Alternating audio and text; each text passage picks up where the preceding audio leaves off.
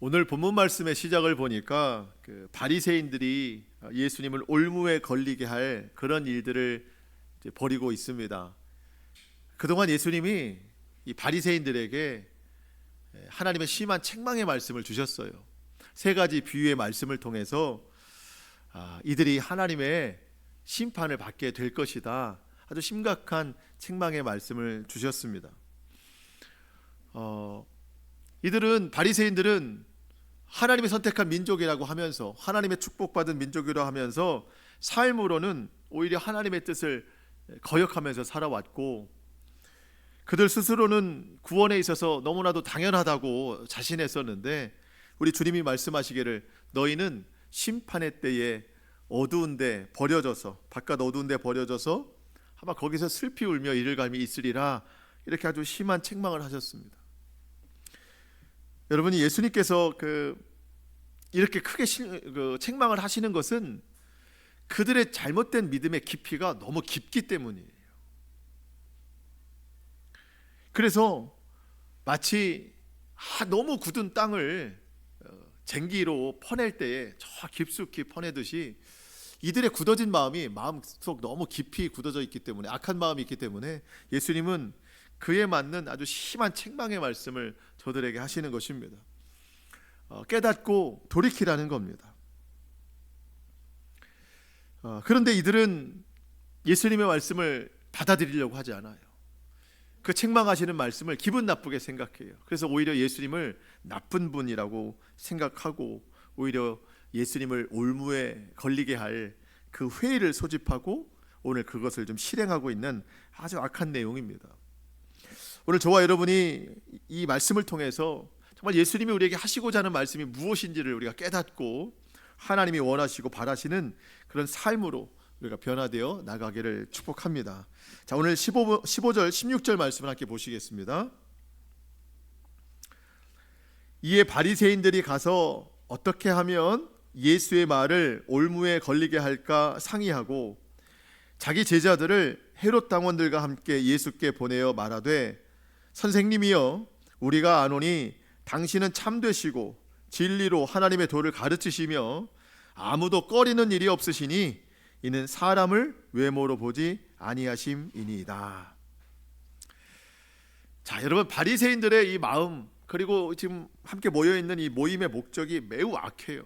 어떻게 하면 예수를 말의 올무에 걸리게 할까? 이 목적으로 나왔어요. 그동안 예수님께 들어왔던 말씀들이 마음에 많이 거슬렸겠죠. 굳어진 마음으로 듣기에는 편한 말씀들은 아니었습니다. 여러분 그런데 예수님의 말씀을 들을 때 사람의 말이 아니라 하나님의 말씀으로 들어야 되거든요. 그러니까 지금 이 사람들이 매우 기분 나빠하는 것은 예수라는 한 사람의 말로만 듣는 거예요. 근데 예수님은 우리가 봐서 알지만 물론 예수님은 하나님의 아들이시고 그분이 곧 하나님이시지만 예수님의 말에는 다 그동안 하나님의 말씀만 말씀하셨어요. 이사야 선지자가 예언한 내용, 구약의 선지자들 또 율법의 내용들을 하나하나 풀어서 말씀해 주셨단 말이죠. 그러니까 이 바리새인들이 들을 때 그 말씀을 하나님의 말씀으로 들었어야 됩니다. 근데 이들은 예수라는 한 사람의 말로만 들어서 기분이 나쁜 거예요. 그래서 이 예수라는 사람을 어떻게 하면 올무에 잡아 넣을까? 어떻게 하면 잡아서 죽일까? 이런 생각만 하고 있는 겁니다. 물론 듣기에는 거북할 수 있죠. 사람의 어떤 귀로 듣기에는 거북할 수 있지만 왜 이런 말씀을 주시는지 믿음으로 받아들여야 됩니다. 여러분 말씀을 들으실 때 또 성경을 보실 때 때로는 좀 듣기에 거북한 말씀이 있을 수 있어요. 왜 나에게 저 말씀을 하실까? 근데 여러분 하나님이 주시는 말씀이라고 생각하면은요 그게 약이 될 수 있는 거예요. 나를 바르게 고쳐나가시는 하나님의 뜻이 있는 겁니다. 그래서 오늘 이 바리새인들이 예수님 앞에 나와서 어떻게 하면 예수를 말의 올무에 걸리게 할까? 사실 이런 것이 아니라 하나님의 말씀을 잘 들으면 어떻게 하면 예수님의 말씀에 순종할 수 있을까? 이렇게 바뀔 수 있다는 거예요. 여러분, 우리는 이 어떻게 하면이라는 말 뒤에 어떤 의지의 표현들이 채워지고 있는가?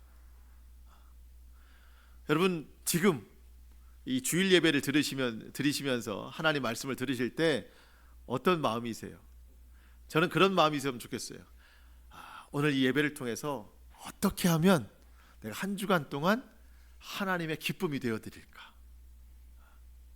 또 여러분, 매일 아침에 눈을 뜨고 하루를 시작하실 때 같은 마음, 오늘 내가 어떻게 하면 하나님의 영광이 될 수 있을까?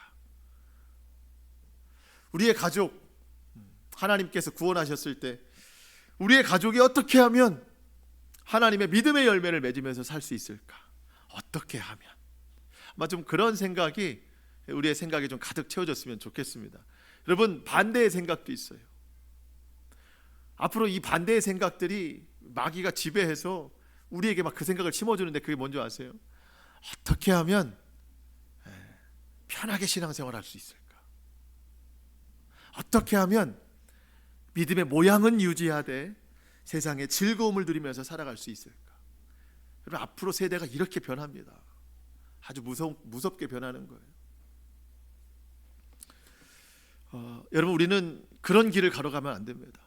여러분, 구원은 좁은 길이에요. 좁은 문입니다. 어떻게 하면 편하게 신앙생활할 수 있을까? 이건 마귀가 주는 마음이에요. 구원의 길은 좁고 험합니다. 우리가 아예 그 길을 먼저 찾아가야 되는 거예요. 우리 예수님이 내 죄를 대신하여 십자가를 짊어지고 가셨잖아요. 그러면 예수님께서 우리에게 맡기신 내 삶의 십자가를 지고 예수님께 나가야 됩니다. 예수님은 예수님대로, 나는 나대로 십자가를 지고 그 십자가의 교제를 이루면서 살아가야 돼요. 그것이 구원의 바른 길입니다. 우리 신앙생활 절대로 편한 게 아닙니다. 주님이 원하시는 길을 걸어가야 돼요. 제가 이쯤에서 생각해 보니까 어떻게 하면 이라는 이 말 속에 우리보다 먼저 고민하신 분이 계시더라고요. 그분이 바로 성삼위 하나님이십니다. 하나님. 여러분, 하나님께서는요, 어떻게 하면 이 죄악된 인생을 구원하실까? 그 생각을 많이 하셨던 것 같아요. 어떻게 하면 인생을 구원할까? 그 고민의 끝이 바로 예수님이십니다. 하나님의 아들 예수를 세상 가운데 보내주셔서 그분으로 인하여 모든 사람의 죄를 대신해 십자가에 달려 죽게 하심으로 우리를 구원해 내셨어요. 그게 어떻게 하면 이라는 그 생각의 결론이었어요. 이 땅 가운데 오신 예수님도 마찬가지예요. 오늘 저와 여러분을 위해서 어떻게 하면, 내가 저들을 구원했고 저들을 믿음의 길로 인도했는데 어떻게 하면 저들을 그 구원의 끝까지 인도할 수 있을까? 우리 예수님의 고민의 끝은 성령님이셨습니다. 그래서 성령님을 우리에게 보내주신 거예요. 성령님은 우리를 구원으로 인도하십니다. 성령님도 마찬가지 같아요. 성령님도 마찬가지 고민을 해요. 어떻게 하면 저들에게 열매를 맺게 할 수 있을까? 구원에 합당한. 그래서 성령님이 우리에게 하나님의 말씀이라는 결론을 주셨어요. 그래서 성령님이 우리에게 말씀을 가르쳐 주시고 말씀을 생각나게 하셔서 그 순간마다 열매 맺게 하시는 거. 그러고 보니까 우리 하나님께서 어떻게 하면이라는 고민을 굉장히 많이 하시는 것 같아요. 그러니까 우리도 하나님을 위해서 어떻게 하면 주의 영광과 기쁨을 위해 살아갈 수 있을까? 이렇게 생각과 마음과 행동이 변화되는 저와 여러분 될 수 있기를 축복합니다. 오늘 예수님을 그 말의 올무에 빠뜨리는 일에 두 무리가 하나가 되었습니다. 본래는 바리새인들이 그 예수님의 말씀을 좀 거역하면서 어떻게 올무에 빠뜨릴 수 있을까 했는데, 가만히 생각해 보다가 자기들 힘만으로는 안 되는 것 같아요. 그래서 한 무리를 더 끌어들였습니다. 그들이 바로 헤롯 당원입니다. 헤롯 당원. 네, 여러분, 바리새인들과 이 헤롯 당원은요, 같은 민족임에도 서로 원수처럼 지내는 사람들입니다. 바리새인들은 정통 유대인들이에요. 완전 이스라엘 사람들입니다. 이들은 이 로마가 이스라엘을 압제하는 것에 대해서 매우 불편하게 생각하는 사람들이에요. 그래서 그들에게 뭔가를 주는 것을 아주 기분 나빠합니다. 그래서 왜 세리를 아주 기분 나빠하잖아요. 세리를 죄인 취급하는 게 뭐예요? 왜 우리 돈을 로마에 갖다 바치느냐. 그 세리를 막 죄인 취급하는 겁니다. 이게 바리새인들이거든요. 근데 헤롯 당원들, 말 그대로 로마의 통치를 가지고 있는 헤롯에게 붙어서 뭔가 권력을 가지고 돈 버는 사람들입니다. 그러니까 로마를 통해서 혜택을 보는 사람들. 그러니까 이 사람들을 끌어들였어요. 완전히 서로 원수된 지간인데 한 가지 목적으로 친구가 됐어요. 어떤 목적이죠? 예수님을 올무에 빠뜨리는 일. 그럼 세상은 이렇습니다. 어제까지 원수였다가도 오늘 한 가지 자기들에게 이익이 된다고 하면은요, 친구가 되는 게 세상입니다.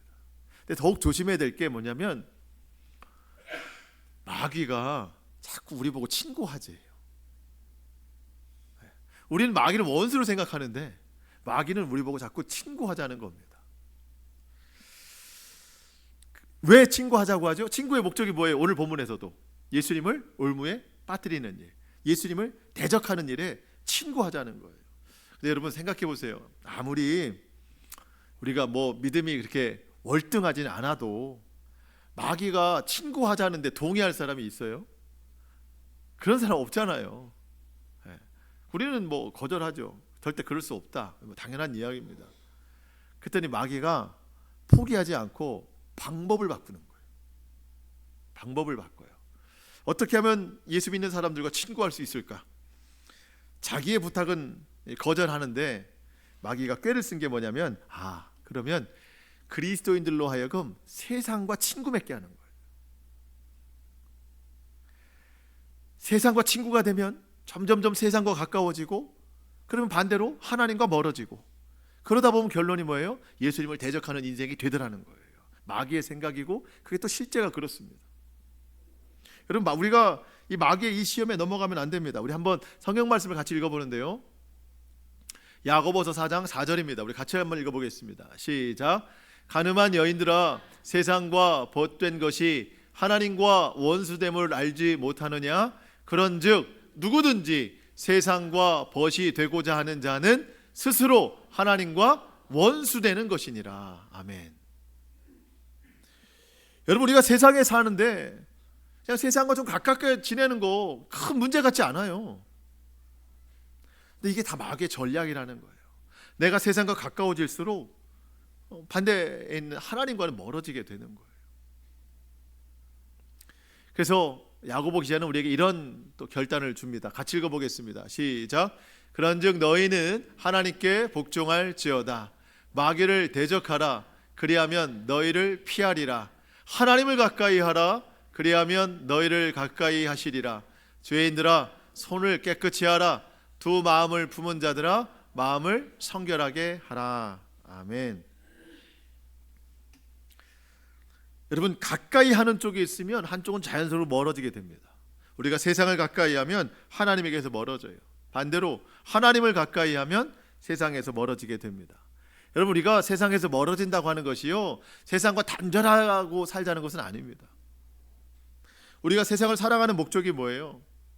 세상과 벗하자고 하는 것이 아닙니다. 분별하자는 거예요. 하나님의 뜻이 무엇인지, 그리고 하나님이 원하시는 삶으로 더 가까이 나아가기 위해서 우리가 이 세상에 존재하는 겁니다.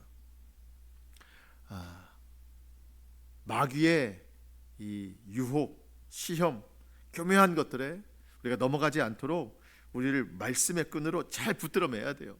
하나님께로 더 가까이 나아가야 되는 겁니다. 그렇지 않으면 하나님과 원수됨의 시작을 우리가 만들어갈 수밖에 없다는 거예요.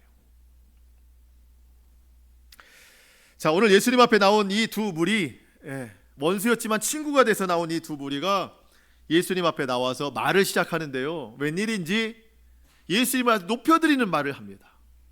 높여드리는 말을 해요. 그 말도 함정이 있는 거예요. 자, 여러분 16절 하반절 보시면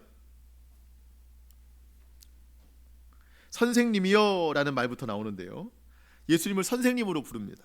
선생님이여. 자, 여러분 여기서 틀린 말이 있나 뭐가 한번 보세요. 우리가 아노니 당신은 참되시고 진리로 하나님의 도를 가르치시며 아무도 꺼리는 일이 없으시니 이는 사람을 외모로 보지 아니하심이니이다. 여러분, 이 틀린 말이 하나도 없어요. 다 맞는 말을 해요. 예수님은 참되시죠. 예수님은 진리이시고, 예수님은 하나님의 도를 가르치시고, 아무에게도 꺼리낌이 없고 사람을 외모로 보지 아니하시는 분이십니다. 그러면 이들이 왜 이렇게 선한 말을, 예수님 칭찬하는 말을 할까? 이렇게 예수님이 어떤 분인가를 확정 지어놓고 그 다음에 올무에 빠뜨리게 하는 거예요. 예수님은 사람에게 거리낌이 없는 분이시죠. 사람의 눈치를 보는 분이 아니시죠. 그러니까 예수님이 생각하시는 그대로 대답해 주시면 됩니다. 그러면 우리가 파놓은 함정에 예수님은 곧 빠지게 될 겁니다. 이런 뜻이에요. 여러분, 바리새인의 질문이 특징이 있잖아요. 아주 악해요. 질문 하나 해놓고 두 가지 중에 하나를 선택하라고 하는데 어느 것을 선택해도 함정에 빠지게 하는 바리새인식의 질문, 오늘도 그거를 하고 있는 거예요. 지금 이들이 하는 말이 다 맞아요. 틀린 말이 하나도 없습니다. 근데 뭐가 틀렸나? 마음이 틀렸어요. 마음이. 여러분, 마음이 틀리면 말도 틀리게 나갑니다. 물론 앞에서는 예수님을 높여드리는 말을 했지만 이제 곧 틀린 마음이 나가요. 말로 나가게 되어 있어요. 자, 여러분, 우리가 지켜야 될 것이 많은데 그 중에 성경은 가장 먼저 마음을 지키라고 말합니다. 마음. 여러분, 말의 실수가 많고 행동의 실수가 많지만 가장 먼저 무엇부터 틀렸냐면 마음이 틀렸기 때문이에요. 자, 성경 말씀 보시겠습니다. 잠언 4장 23절 같이 읽겠습니다. 시작. 모든 지킬 만한 것 중에 더욱 내 마음을 지키라. 생명의 근원이 이에서 남이니라. 아멘. 마음을 지키래요. 그래야 생명 지키는 거래요. 마음에 있는 것이 말이 되고 이 말은 곧 행동이 됩니다. 그 시작이 마음인 것이죠. 우리가 마음을 지키기 위해서는요, 다른 거 없어요. 예수님의 말씀을 품어야 됩니다. 그 말씀이 내 마음에 있으면 그 말씀이 마음을 지키고 그 말씀이 내 입을 지키고 내 행동을 지켜준다는 거예요. 특별히 교회는 모든 성도가 예수님의 마음을 품어야 됩니다. 예수님의 마음을 품을 때 온 교회가 같은 마음이 되고 같은 말을 하게 되고 같은 뜻을 펼쳐나가게 되는 거예요. 신약 성서에 나오는 교회들 중에 제일 분열이 심한 교회가 고린도 교회였어요. 사도 바울이 그 고린도 교회에 이런 책망의 말을 좀 하는데요. 고린도전서 1장 10절입니다. 같이 읽겠습니다. 시작. 형제들아, 내가 우리 주 예수 그리스도의 이름으로 너희를 권하노니 모두가 같은 말을 하고 너희 가운데 분쟁이 없이 같은 마음과 같은 뜻으로 온전히 합하라. 아멘. 여러분, 그 교회라는 공동체에서 가장 큰 위기는 성도들의 분열입니다. 어떤 한 주제를 놓고 어떤 한 주제를 놓고 성도들이 같이 이야기를 해요. 처음에는 다른 의견이 있어서 서로 다른 뜻이 전달이 됩니다.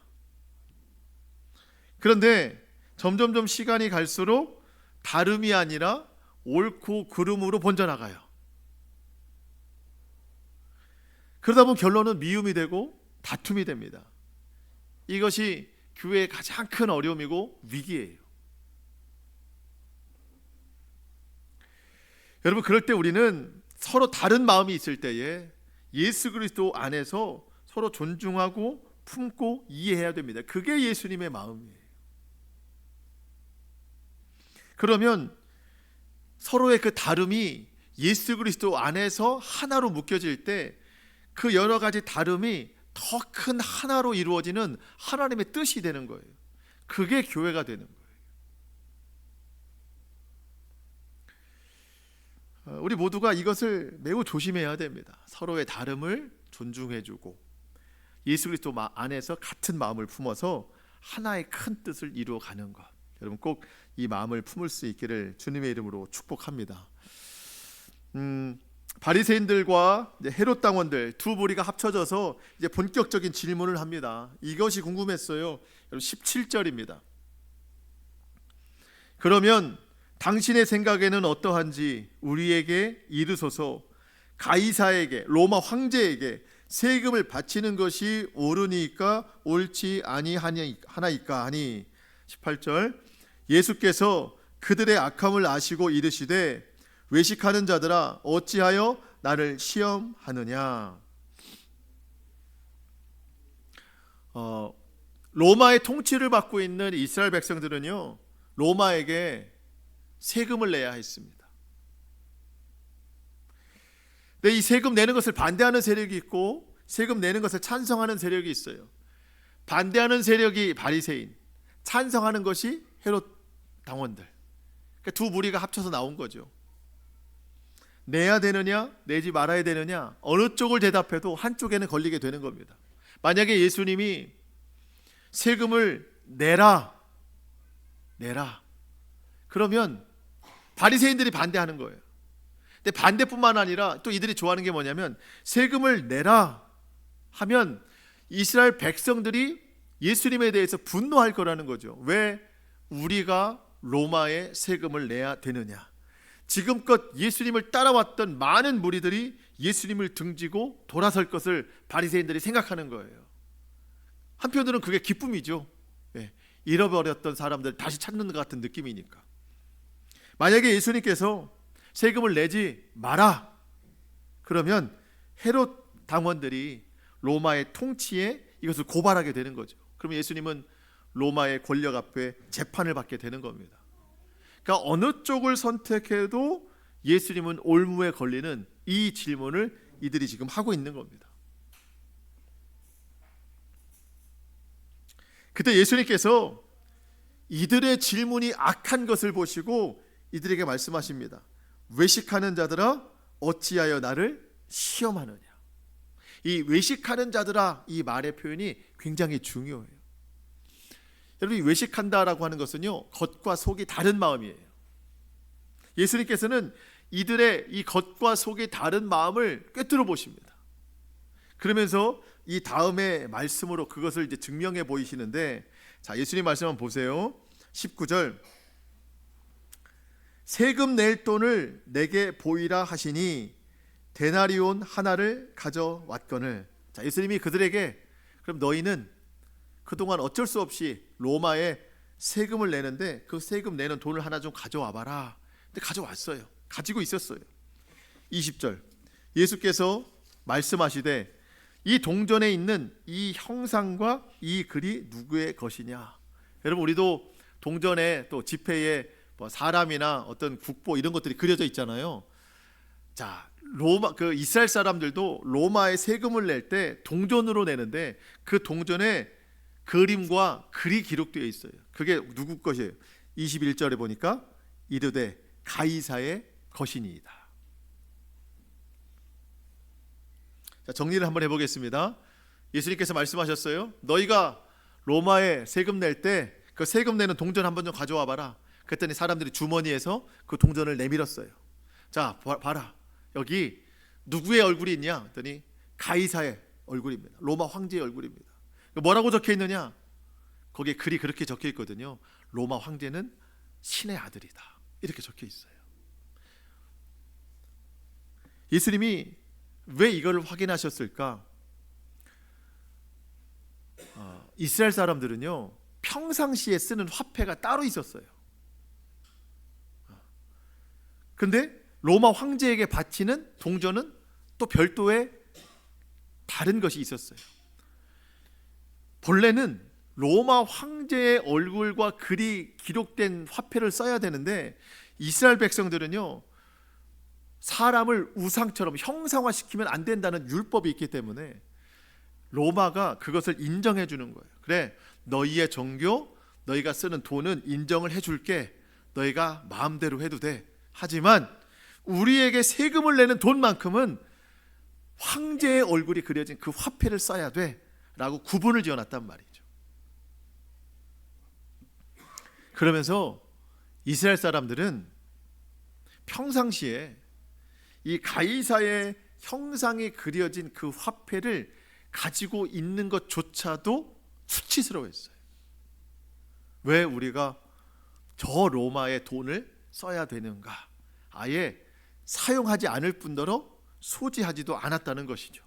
이게 바리새인들의 주장이었어요.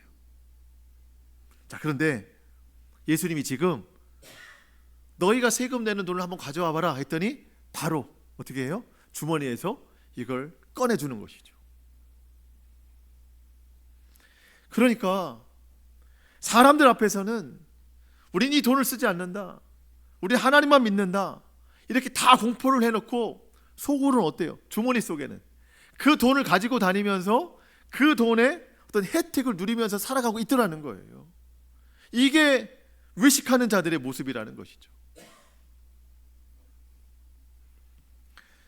여러분, 우리 이런 모습을 조심하면서 살아가야 됩니다. 우리가 성전에서는 혹은 사람들 앞에서는 그럴듯한데 사람들이 없을 때에는 또 혹은 세상에 살아갈 때는 전혀 우리가 거룩한 모습이 아닌 거기에 너무나도 동화된 모습으로 그렇게 살아가는 일이 없도록 해야 됩니다. 우리가 날마다 하나님 앞에 바로 서 있는 그 모습으로 우리가 살아가야 되죠. 외식하는 모습이 없어야 됩니다. 그게 진짜 믿음이라는 거예요. 자, 예수님은 말씀하셨습니다. 여기에 그려진 이 형상, 이 글 누구의 것이냐? 가이사의 것입니다. 자, 그러면 가이사의 것은 가이사에게 줘라. 하지만 하나님의 것은 하나님께 바쳐라. 이렇게 말씀하십니다. 가이사의 것은 가이사에게. 여기에 그 생략된 단어가 있어요. 형상과 글. 가이사의 형상이 그려져 있고 가이사에 대한 글이 기록된 이 동전은 가이사에게 주어라. 지금 너희는 로마의 통제에 살아가는데 물론 그것이 매우 고되고 어려운 일이지만 어쨌든 그 통제를 받고 있는 값은 지불해라. 불합리해 보이고 하나님이 왜 우리를 로마 압제에 살게 하실까 이해되지는 않지만 이 모든 것 또한 하나님의 통치권 안에 있는 것이다. 그러므로 이해가 되지는 않겠지만 어쨌든 가이사의 것은 가이사에게 주어라. 가이사의 화폐가 통용되는 곳은 다 가이사의 통치가 있는 것이다. 그러니 거기에 합당한 돈은 지불해라. 이런 뜻이에요. 여러분, 우리도 이해 안 될 때가 많아요. 이 세상 통치에 대해서 이해가 안 될 때. 하지만 우리는 그조차도 하나님의 통치 범위 안에 있다는 것을 생각하고 이 세상 권위에 순종해야 된다. 이것이 성경의 말씀입니다. 한번 성경 말씀을 보겠습니다. 로마서 13장 1절입니다. 같이 읽겠습니다. 시작. 각 사람은 위에 있는 권세들에게 복종하라. 권세는 하나님으로부터 나지 않음이 없나니 모든 권세는 다 하나님께서 정하신 바라. 아멘. 사실 이런 성경 구절을 읽으면은요 더 이해가 안 되죠. 나랑 뜻이 맞지 않는 그 권력 앞에 내가 순종을 해야 된다. 하나님은 왜 그런 통치를 세우셨을까? 사실은 이해되지 않지만 여러분, 이 세상 통치보다 더 높은 곳에 하나님이 계십니다. 하나님이 그것까지 다 다스리시는 거예요. 여러분, 예수님을 믿는 사람들은요 보이는 것만이 아니라 보이지 않는 모든 부분까지도 다 하나님이 통치하신다고 믿는 사람들입니다. 그렇기 때문에 이 보이는 이 세상의 모든 불합리한 것들 하나님도 다 아시겠지, 하나님이 뜻이 있으시겠지 하면서 세상 통치에 순종하는 것은 결국 하나님 뜻에 순종하는 것이다. 우리가 이런 것을 알고 우리 성경 말씀에 복종하는 삶을 살아내야 되겠습니다. 제일 중요한 것은요 하나님의 것을 하나님께 바치라는 뜻입니다. 우리가 이것을 잘 이해하고 오늘 마치려고 하는데요, 가이사의 것은 가이사에게. 생략된 말이 뭐라고 그랬어요? 형상과 글. 가이사의 형상이 그려진, 가이사에 대한 내용이 써 있는 그 동전은 가이사에게 바쳐라. 다만 하나님의 것은 하나님께. 뭐가 생략됐죠? 형상과 글. 하나님의 형상과 하나님의 글이 기록되어 있는 것은 하나님께 바쳐라. 여러분, 하나님의 형상과 하나님의 글이 기록된 것은 무엇입니까? 하나님의 백성들이라는 거예요. 하나님의 백성들. 그거를 하나님께 바칠 수 있어야 된다는 거예요. 예수님이 지금 이 앞에 나와 있는 이 사람들에게 강력하게 하시는 말씀은 이거예요. 너희가 가이사가 그려진 그 형상의 동전, 그것을 가지고 있는 것도 수치스러워하는 너희가 그것을 지금 가지고 있고 소유하고 있고 가이사에게 그건 다 바치면서 하나님의 형상이 기록되어 있고 하나님의 글이 기록되어 있는 너희 인생, 하나님이 너희를 받고자 하시는데 어찌 너희는 하나님께 너희를 드리지 않고 있느냐, 이 뜻이에요. 여러분, 저와 여러분은 하나님의 형상과 하나님의 글이 새겨진 사람들입니다. 하나님이 우리를 받기를 원하신다는 거예요. 하나님의 것은 하나님께 드려라. 본래 하나님께서 사람을 만드실 때에 하나님의 형상을 따라 지으셨어요. 하나님의 형상은 하나님의 마음이고 하나님의 성품입니다. 근데 사람이 죄를 지은 후에 그 형상을 다 잃어버렸어요. 하나님의 마음을, 하나님의 성품을 다 잃어버렸어요. 죄와 미움과 정욕 가운데 살아가게 됐습니다. 그런데 그 잃어버린 모든 하나님의 형상을 다시 찾게 해주신 분이 예수님이십니다. 예수님께서 부활하신 후에 그 부활에 숨을 불어넣으실 때 다시 하나님의 형상을 회복하게 됐습니다. 오늘 부활하신 예수님을 믿는 저와 여러분은 그렇게 다시 하나님의 형상, 우리 마음에 하나님의 형상이 새겨졌고 우리 삶에 하나님의 글이 기록된 사람들이에요. 그래서 우리는 하나님의 것, 하나님의 소유라는 겁니다. 하나님의 것은 하나님께 돌려드려야 됩니다. 오늘의 결론이에요. 나는 과연 얼마나 하나님께 나를 드리고 있는가? 나는 얼마나 하나님 앞에 믿음을 드리고 살고 있고, 나는 얼마나 하나님 앞에 진정한 예배를 드리며 살고 있고, 나의 삶을, 감사를, 순종의 열매를 얼마나 하나님 앞에 드리면서 살아가고 있는가?